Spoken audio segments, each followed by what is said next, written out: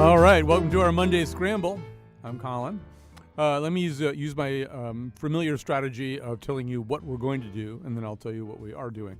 So in the second segment of today's show, I've been kind of fascinated, and there's a bleed between the second segment and the first segment, because I'll be talking about it here too. But I've been fascinated, but not in a very healthy or approving way, of the understaffing in the Trump administration. I mean, there are, last time I checked, 550 important confirmable jobs. There was like 60 of them that were even in the pipeline. That was towards the end of March. But I mean, so there are all these really important jobs that are going begging, not because the Senate is not confirming them, but because Trump just doesn't nominate anybody. So in the second segment, we're going to talk about the significance of that, particularly vis-a-vis global health and global health security. We get all worried about missiles and terrorist attacks and stuff like that. And not that we shouldn't necessarily worry about that, but the likelihood that thousands, hundreds of thousands, even millions of us could be wiped out by a pandemic that kind of cooks up over about 72 hours. The reality that Cameroon is basically in your driveway right now, epidemiologically speaking, means you really need to have like a lot of people around. A, planning for that. B, working on public health initiatives in those countries, as well as in our country, figuring out what you're going to do if something like this does happen. And I mean, I don't know, there's no permanent head of the CDC or USAID right now, just to give you an example. And it's a deeper problem than that. So that'll be the second segment. You will be terrified out of your mind. And then in the third segment, I'm not booking a guest today. I just want to be able to talk to you. I probably will talk a little bit about Bill O'Reilly, who I briefly knew during his time in Hartford, but I mean, that's not what I'm going to talk to you about, except about the time in which he induced a female colleague, an otherwise peace-loving female colleague, to throw a chair at someone else. But that story is to come. All right, but here at the beginning, we want to talk about tyranny, and specifically about what kinds of lessons history teaches us about tyranny, what one could do to resist tyranny or be at least a less fertile breeding ground for tyranny. Here to do all of that is Timothy Snyder, professor of history at Yale University and the author of On Tyranny, 20 Lessons from the 20th Century. This is as we will probably say several times, it's a short but very pithy and pertinent book that you can buy. I would say buy 8 of them. They're $8, so you buy 8 of them. You probably get some kind of discount from somebody, and then you could just give them out to people. I don't think they make a good stocking stuffer. You pull it out of the stocking, it says On Tyranny. That might be a little bit upsetting for people. But I mean, in all party favors, absolutely. At the end of your dinner party, hand them out. So before we let Timothy Snyder speak, which he's now been waiting to do for several minutes, Bitsy Kaplan and I put together a supercut today of what President Trump thinks about other dictators. What does he think about Kim Jong-un and Putin and al-Sisi in Egypt and even Saddam Hussein back in the good old days? Well, here's what he thinks.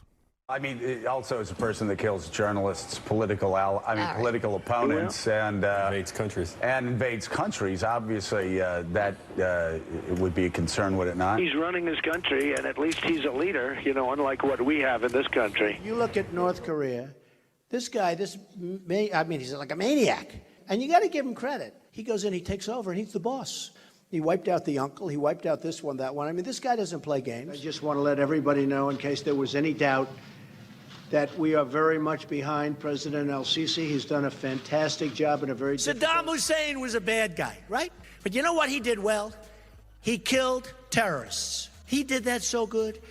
They didn't read him the rights. They didn't talk. They were a terrorist. It was over. All right. So, I mean, Timothy Snyder, our mothers always said, if you can't say something nice, don't say anything at all. Donald Trump, in that cut, we hear him saying approving, even laudatory things about Vladimir Putin, even Kim Jong-un, then al-Sisi from Egypt, and at the end, Saddam Hussein. Just because you think other tyrants are great doesn't mean you're a tyrant. But I would assume it's maybe a reason to have a checkup. I think it does mean you're a tyrant, actually, or at least an aspiring tyrant. It gives you a sense of what Mr. Trump thinks is normal. We don't have a record of Mr. Trump praising other kinds of people. We only have a record of Mr. Trump praising tyrants. We don't have a record of Mr. Trump applauding the rule of law and democratic procedures.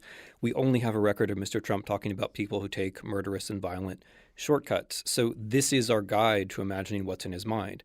It doesn't mean that he will succeed, but actually I do think it with a lot of other things, like his habit of calling journalists enemies of the people, or his habit of referring to judges as so-called judges. These give you a sense of the world he would like to see. It's not a world that's familiar unless you're used to looking at tyrannies in history or beyond the United States.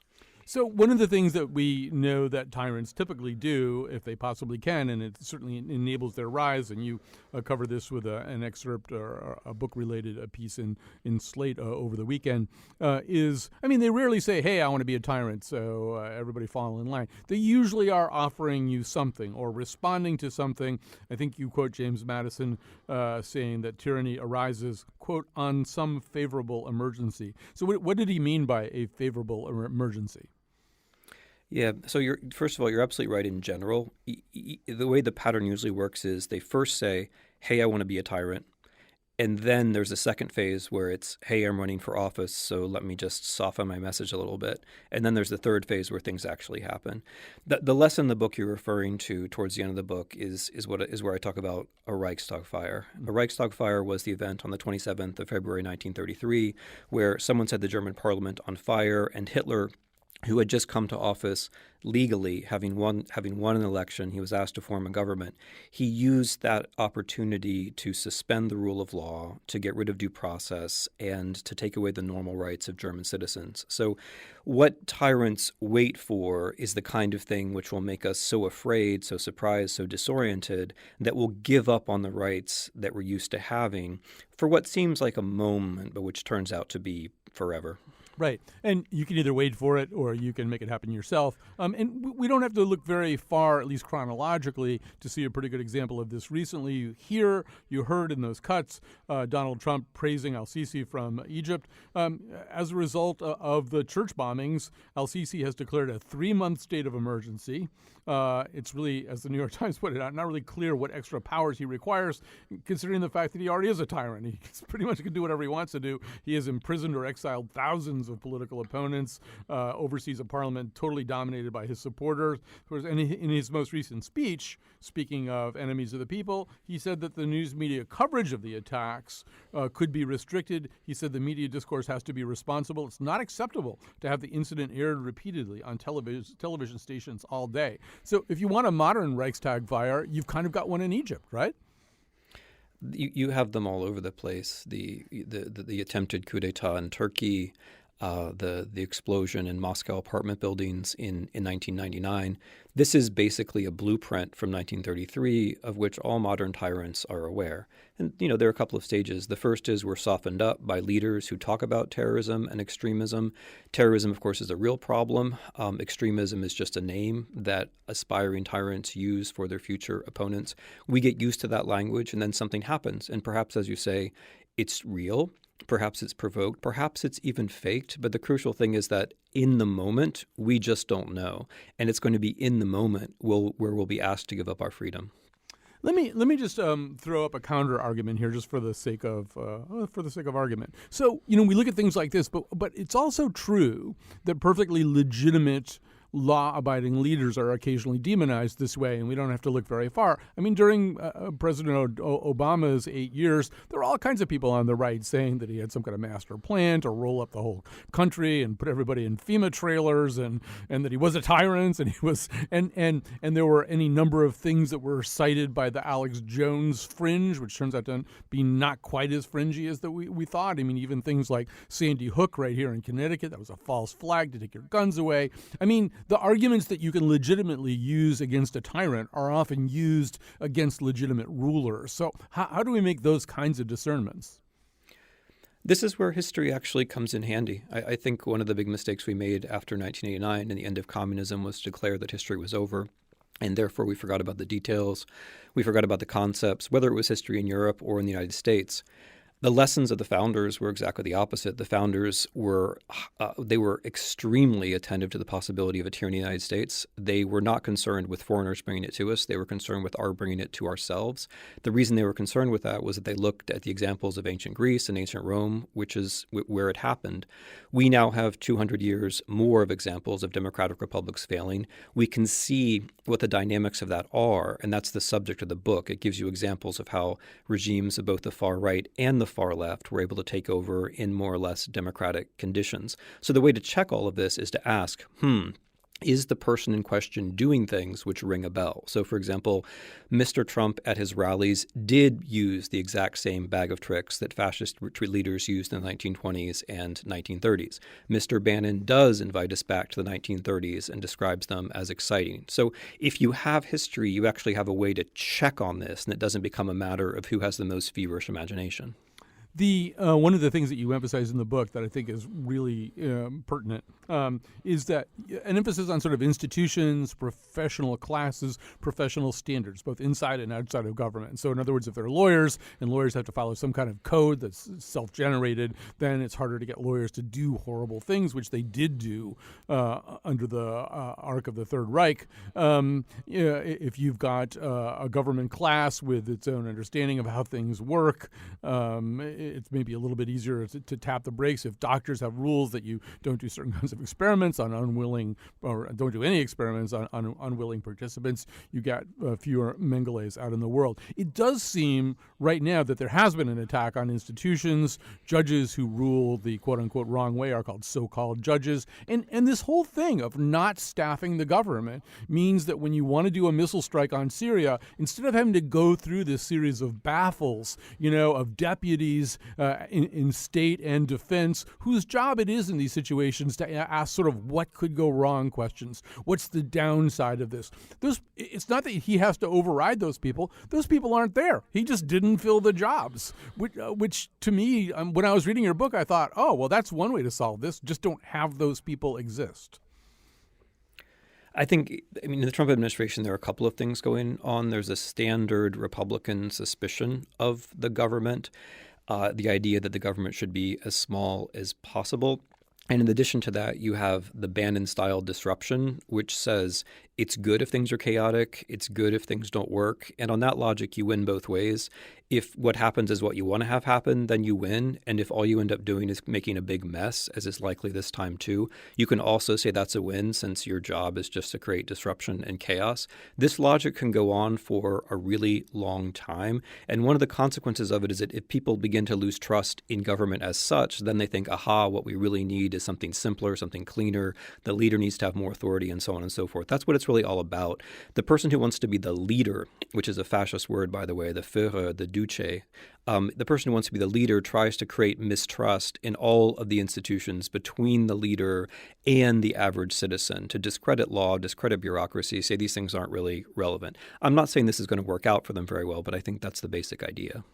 You write in the book a lot about language. We just got through having a forum about language last week, which I'm hoping we can turn into a radio show ultimately. And we were talking a lot about it too, in terms of Orwell's Politics in the English Language. And there's sort of two ways that language gets used to maybe aid and abet tyrants. One of them is, I think, a way that Trump doesn't use it, and but maybe you'll correct me on this. Orwell talks about these kind of stale and obfuscatory phrases. He says, anytime anybody uses them, you can tell they're in the process of doing something abominable. And like a more modern example of this that Orwell would totally recognize is collateral damage, right? Collateral damage really refers to the killing of civilians and, of course, the military actions, but it sounds so much better, or at least less like carnage if you call it collateral damage. I don't see Trump doing that so much. He kind of does the other thing, right? He uses kind of visceral, high-octane, blunt language, which he repeats over and over again. Yeah, if you reread 1984, which happily lots of Americans are doing, it's been a bestseller for months now, there are a whole lot of linguistic strategies. One of them would be the 3-minute hate. I think Trump is pretty close to that, the idea that you just mindlessly vilify someone for a short period of time. And it does really feel good while you're doing it, even if it's not consistent with anything else you're doing. But if you watch or even read the transcripts of the Trump rallies, you see that there's an awful lot of that going on. Just picking someone and just riling up the crowd, making the crowd really energetic. That's a strategy. Another Orwellian point from 1984 is the idea of doublethink, where you just contradict yourself so much that people slowly come to realize that it's not about listening to what you say. It's the ability to adjust to whatever it is you are saying. And that's a completely different style of politics. That's authoritarianism. In a democracy, we hold leaders to the standards of the real world, and we call them on it when they lie or make mistakes. If we get into the habit of thinking that it's not reality that matters, it's just our ability to adjust to whatever the leader says reality is, then we're no longer in a democratic situation. And he certainly does that. I mean, anyone besides Sean Spicer, who's paid for it, right, who tried to go along with what the president says day to day would be destroying his own mind. Actually Orwell in 1984, I went back and spent some time with that to get ready for this language thing. And one of the qualities of newspeak is an actual contraction of language too, the notion of really using fewer words. And that is something that I think Trump does very effectively. As you point out in the book, he uses terms almost like Homeric epithets. So it's crooked Hillary and lying Ted Cruz and the failing New York Times. And it's also, obviously, as you say, the repetition of this, correct? Yeah, I'm glad you said that, because I was thinking of that too. He has a limited vocabulary, but I think he consciously limits his own vocabulary, trying to create this kind of incantatory mechanism where we get these phrases in our minds, like crooked Hillary or lion Ted, and then we can't get them out again, which, by the way, is a fascist strategy of the 1930s, which observers in the 1930s noticed. And the thing which is related to this, which is really important, is that we have to, however we do it, by reading books, by talking to people in other countries, we have to resist the tendency, even in jest, to repeat these phrases. We have to make sure that we have our own way of talking about what we think, that we have our own richer vocabulary, that we finish our own sentences. Because if we can't do that linguistically, we also can't do it mentally. And if we can't do it mentally, we can't do it politically. So when I see my friends using Trumpian language to make fun of him, I think, oh no, this is not a win for them. This is a way that they're actually falling under the spell.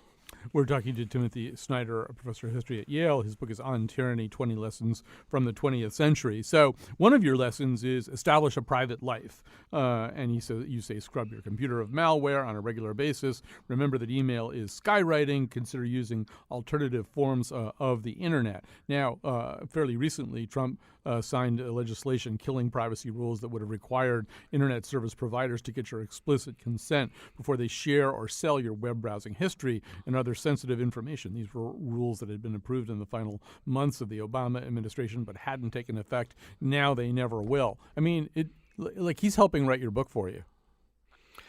Yeah, I haven't had the time to do this because the news has come so fast and thick, but I think I should just be sending out tweets or whatever, tagging news items saying, yeah, this is lesson number X in the book. Everything I wrote in the book, I wrote in November, and basically Trump has just come along and drawn the illustrations for me, and that's a really good one. We could already see in 2016 how risky and dangerous it was for us to get used to the idea that governments, whether they're foreign or domestic, corporations, whether foreign or domestic, can get into our emails or our browsing history and then dump it. Because if that can happen, it means we have to think about the present all the time. And if we have to think about the present, we have to think about everything we do in terms of how it's going to look 5 years later on someone else's computer screen. Then we're just not free anymore. And that's a pretty big realization, that we're all blackmailable by anybody all the time. You know, we wouldn't invite cameramen to come into our showers, and having all of our data be sold to whatever Chinese company at the bidding of whoever wants to do it is actually much more invasive than that. And this is something we really have to get our minds around and try to fix. So one of the things you do in this book, and let me just emphasize again, this book on tyranny, I don't usually say this on the air, but it cost $8, which is not that much for a book, and it's small. You can carry it as a concealed book, but more than that, if you like it, you can buy a whole bunch of them and give them out to other people at a fairly limited expense. And one of the things that this book emphasizes, because a lot of people listen to a conversation like the one you and I are having right now, and they go, well, I'm just some schmo. I live in Deep River. What am I going to do? You know? Well, you actually have some things that anybody can do. You don't have to be a pundit or a senator. Maybe mention one or two of those. Yeah, thank you for that, because the whole point of the book is that you don't have to despair. You know, the first move the book makes is to say, Yes, we are at a critical turning point in history, and if you don't grasp that, then you just haven't grasped the situation. So the first part of the book is meant to brace you, but the optimistic side is we can all do a little something, and if we all do a little something, or if millions of us do a little something, that will probably make a difference.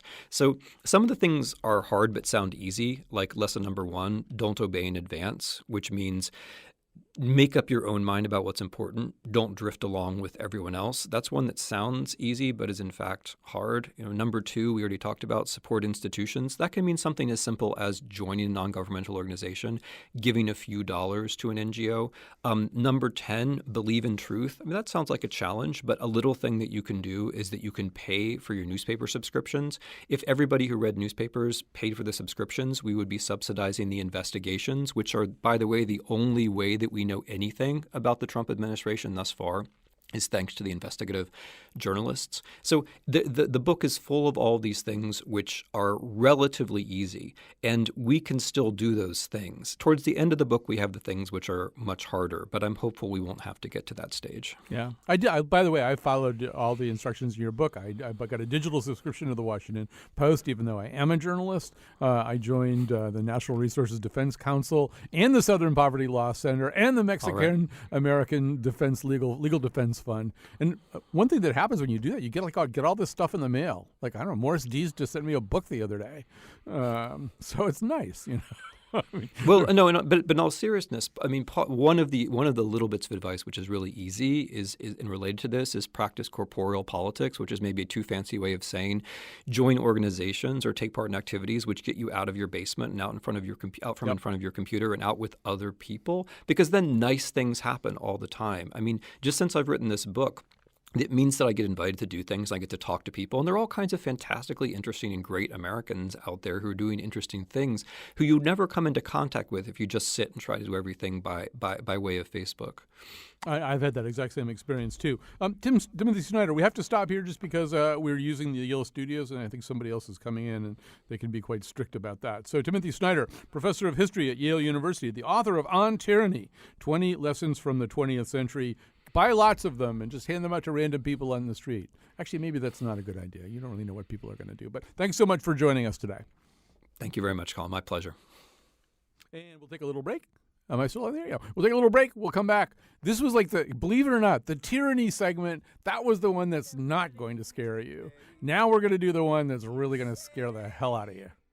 You cheat with the French. Now I'm fighting with France and with Spain. I'm so blue. I thought that we made an arrangement when you went away. You were mine to subdue. Well, even despite our estrangement, I've got a small query for you. What comes next? You've been freed. Do you know how hard it is to lead? You're on your own. Awesome. Wow. Do you have a clue? So let me just sort of prepare you for this. Not so much that you actually turn off the radio. That wouldn't be a good idea. But, right after Donald Trump was elected, we did a segment here on the Monday Scramble about how the nuclear football works and how actually relatively unfettered the president's power to launch nuclear warheads is. And people didn't come out from under their blankets for 6 days. I mean, we got a lot of emails saying that was really, really scary. This is going to be almost that scary. I wish it were not. I wish it were otherwise. But this is a subject that probably should terrify you somewhat. We're going to be talking basically about global health security and the possibility that a pandemic, if it were to arise, could move very, very fast.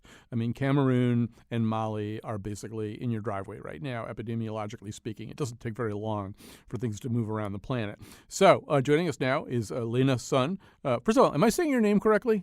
Yes. Okay, so Lena Hi, Lena Sun, who reports on health for the Washington Post.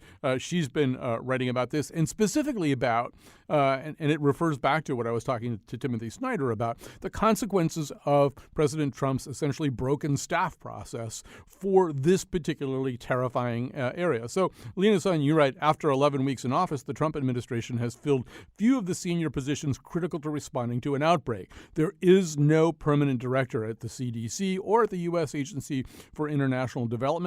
At the Department of Health and Human Services, no one has been named to fill sub-cabinet posts for health, global affairs, or preparedness and response. And you go on to talk about how lines of responsibility are also somewhat murky and muddy right now. Now, this isn't that unusual. I mean, many important staffing positions are not being filled by the Trump administration. What makes this a slightly jumpier issue is the fact that, we're about 36 hours away at any given moment from something migrating from somewhere else to here, something that could be really, really damaging to us. So tell us a little bit more about that. I mean, when we talk about global health security, what are we talking about? We're talking about the ability of a germ to travel from a rural village somewhere in Africa or the Middle East and spread very quickly to an urban area and get to the United States in under 36 hours. So when you talk to people who follow this work, who do this work and either provide vaccines or do other kind of work on the ground, they might be having dinner in Nairobi, breakfast in London, and lunch in New York. So plane travel these days. And also most of the diseases, these new viruses that are popping up, jump from animals to humans. And because humans are now living in closer proximity to animals because of urbanization and climate change and lots of other reasons, there's much greater likelihood for more outbreaks and also for the size and the scale and different ways these diseases are transmitted. So there's a lot of different theaters on which our caution and readiness has to proceed. Maybe we can start with the international theater. It's not enough America first rhetoric notwithstanding. It's not enough just to worry about American soil. You also have to kind of worry about how well other countries are doing when they get measles outbreaks. Are they ready? Are they vaccinating quickly? And this is an area where, as you report, the U.S. has played a role in the past getting other countries, especially so-called third world countries, ready for stuff. Right, because the best way to stop a disease from coming to our shores is to stop the disease at its source, right? It's faster, it's cheaper, it's the best thing to do. And most of these, the areas of the world, the countries at the greatest risk with the least capability of stopping epidemics are, for example, look at Ebola in West Africa. And Zika started and then hopped around the globe, and it really was able to get a beachhead in Brazil. So the idea that you could somehow build a wall or put up a travel ban of people coming through, which is what Trump was tweeting during the Ebola outbreaks, is just not scientifically sound. That's just not how disease spreads.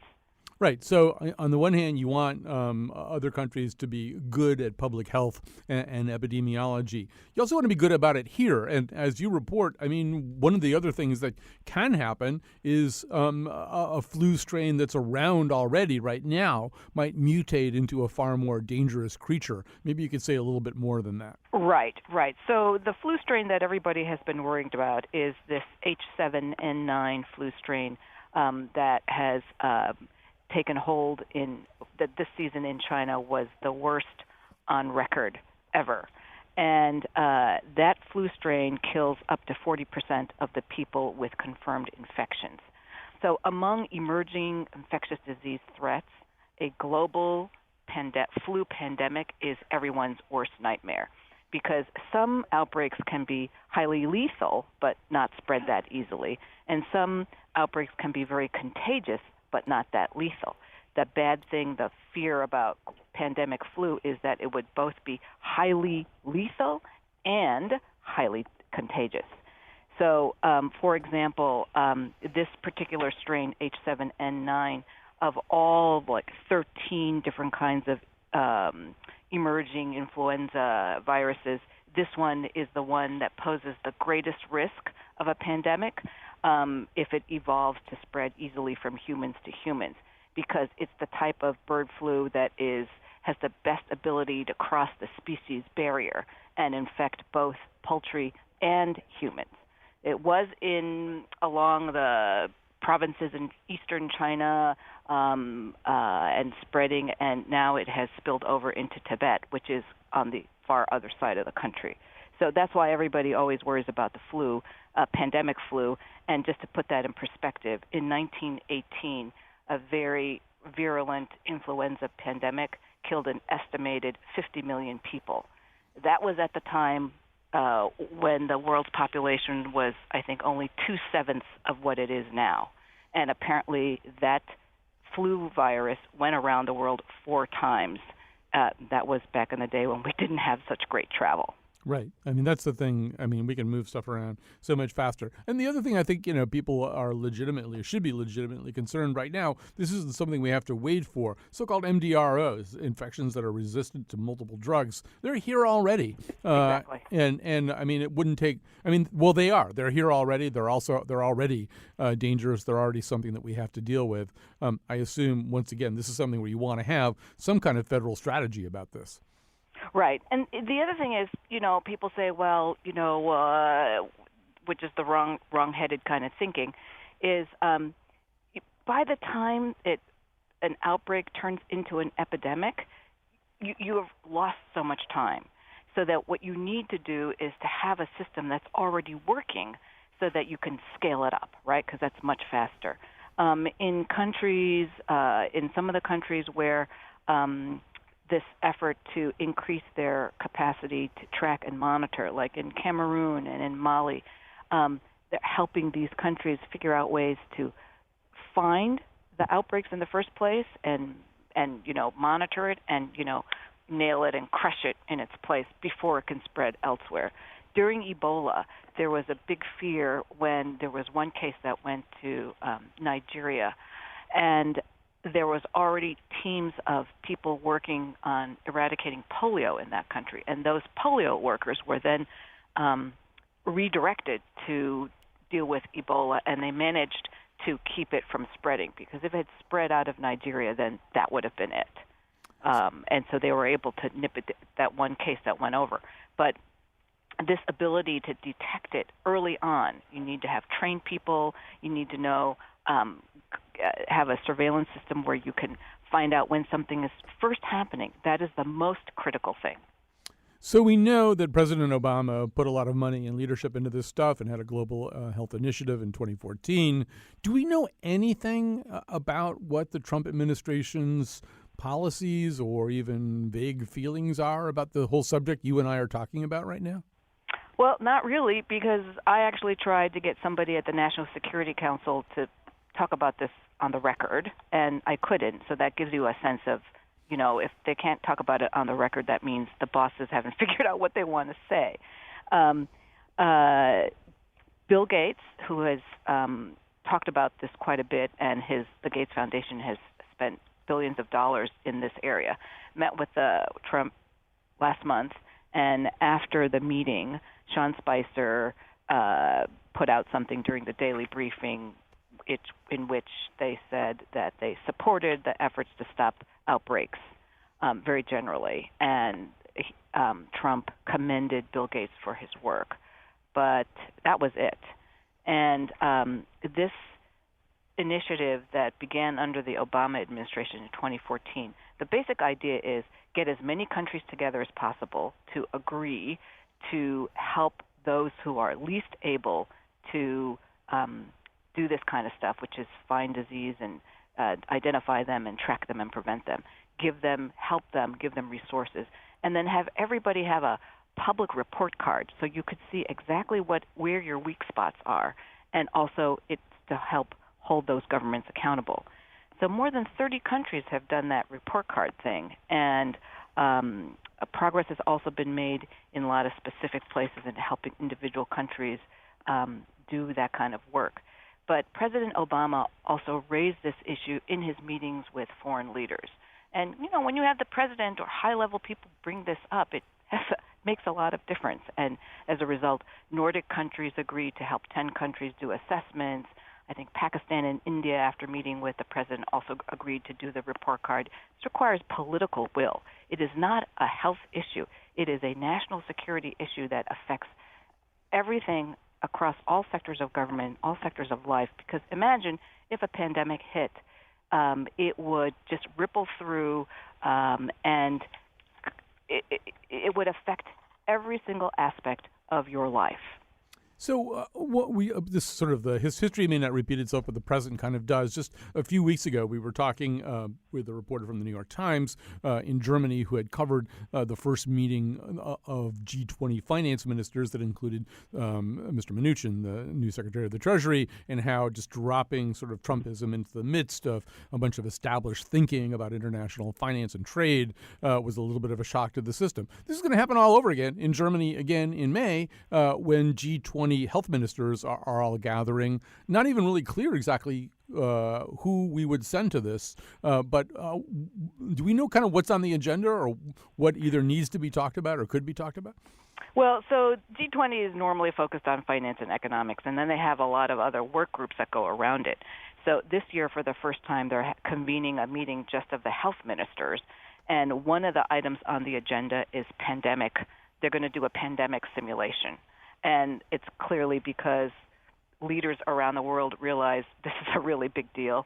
And they're hosting this summit in Berlin. It's in May. Generally, we're expecting that the HHS Secretary, Tom Price, would represent the United States and bring a lot of the professional folks. But I wasn't able to get anybody from HHS to confirm that for me when I tried to find out last week. Also, another big event in May is the election for the new Director General of the World Health Organization. And the WHO, as you know and your listeners know, they play a huge role in any kind of outbreak, epidemic, and this will be a chance for whoever represents the United States to get to know his or her global partners in this very critical area. We're talking to Lena Sun, reports on health for the Washington Post. Boy, you're having a hard time getting anybody to go on the record. Have you actually asked Sean Spicer, who answers questions on behalf of President Trump, about this?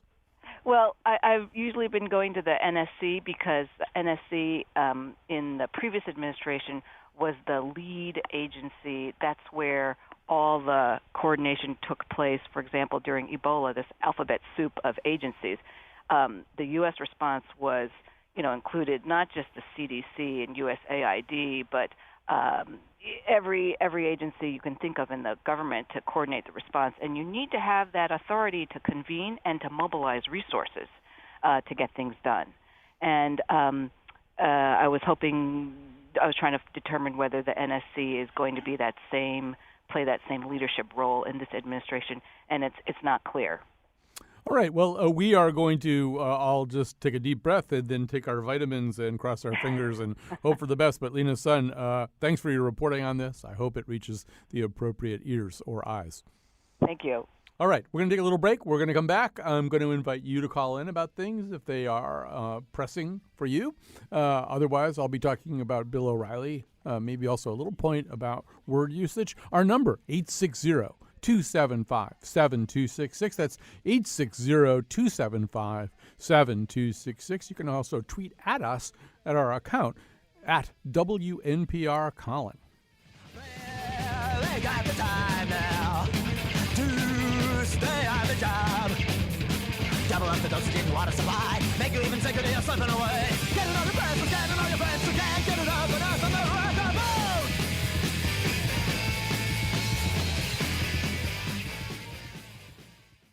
We again have a day without Kyone Wolf First of all, let me give out the number. If anybody wants to call in about anything, 860, that's a dangerous thing to say, 860-275-7266, 860-275-7266. Again, a day without Chion Wolf, so it falls to me to thank various people. Betsy Kaplan whipped this show into line, as she always does on Mondays, and it's not easy to do, but she makes it happen.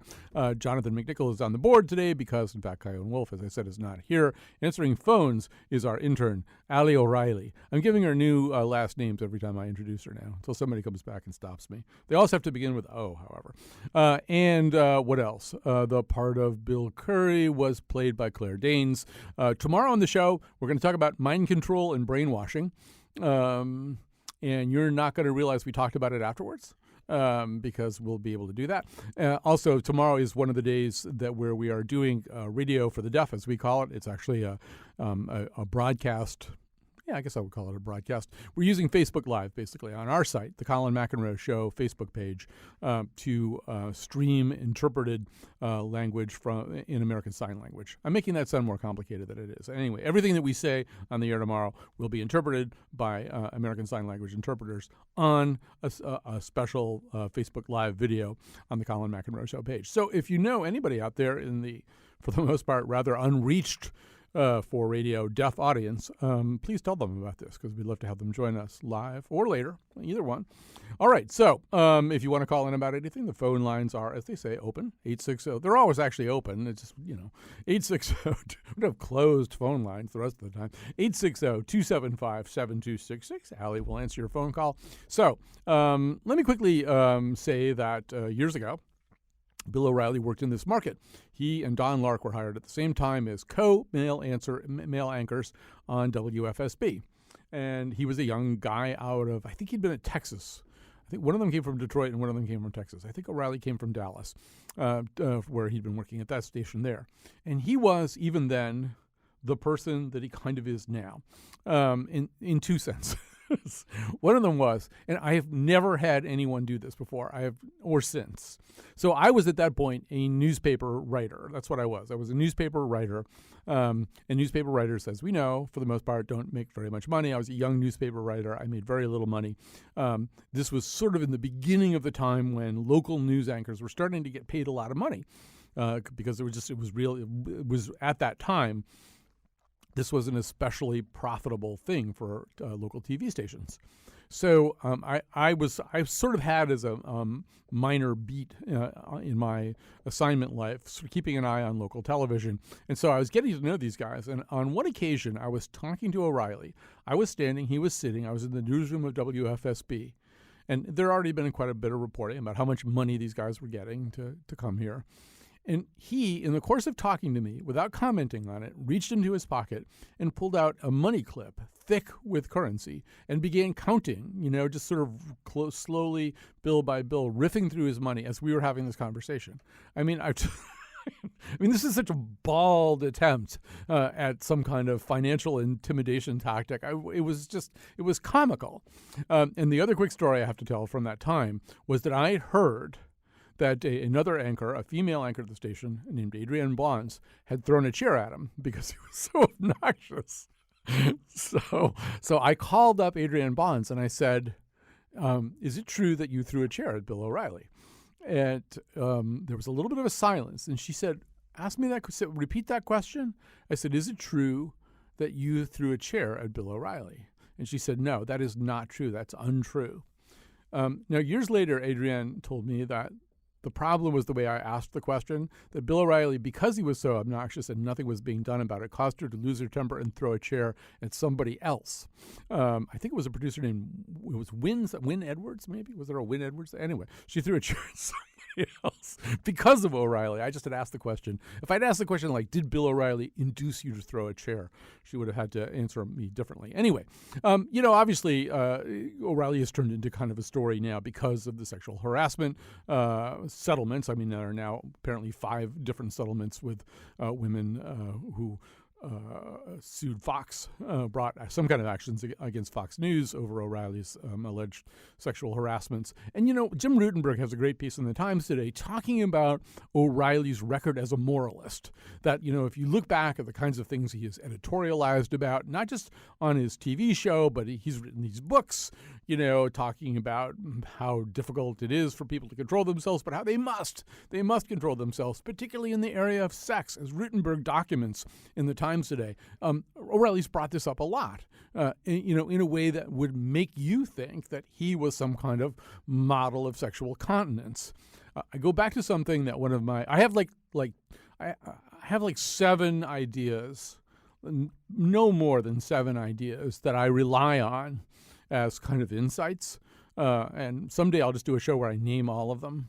But one of them is one that I actually got from Thomas More, who's one of my heroes anyway, because I was asking him about this very phenomenon. Why is it when there are sexual moralists, whether it's Jim Baker or Jimmy Swaggart or Dr. Laura or any of the, or we can add O'Reilly to the list, but these people who go on and on about this stuff, that you can pretty much start an egg timer for when they get caught or get accused or something like that. And Moore said it's because they've already acknowledged the power this material has over them. By becoming self-appointed and very much attention-getting sexual censors, they've already said, this is a very powerful area of life for me. I always thought that was a very brilliant insight.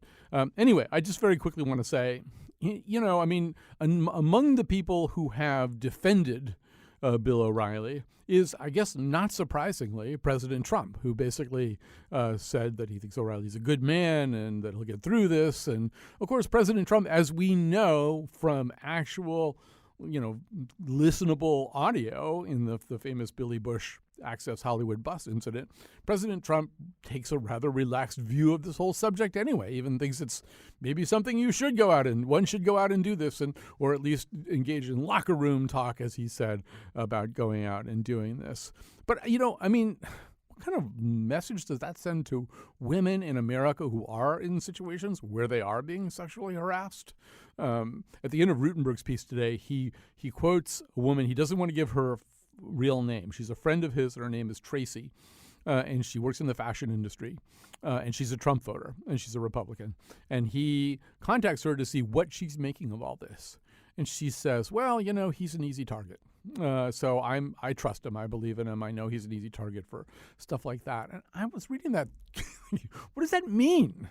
He's an easy target. Is he an easy, President Obama, for example, was not an easy target for allegations of this kind because he didn't do things like that, and nor was there anything about his manner that suggested that he would ever do things like that. So he was the president of the United States. I guess that makes him a pretty visible person, but he wasn't an easy target for things like that. You're an easy target for things like that if, in fact, you've done them. Not that everybody who is ever accused of anything has done that thing. I'm not going down that road. So, but here in this instance, you have the behavior of Fox, which I'm assuming they don't like handing out millions of dollars, which they've apparently had to do in these settlements. They've now, and after treating, oddly enough, Roger Ailes more strictly than they have treated O'Reilly, they've now basically turned this investigation over to the same law firm that investigated the allegations about Ailes.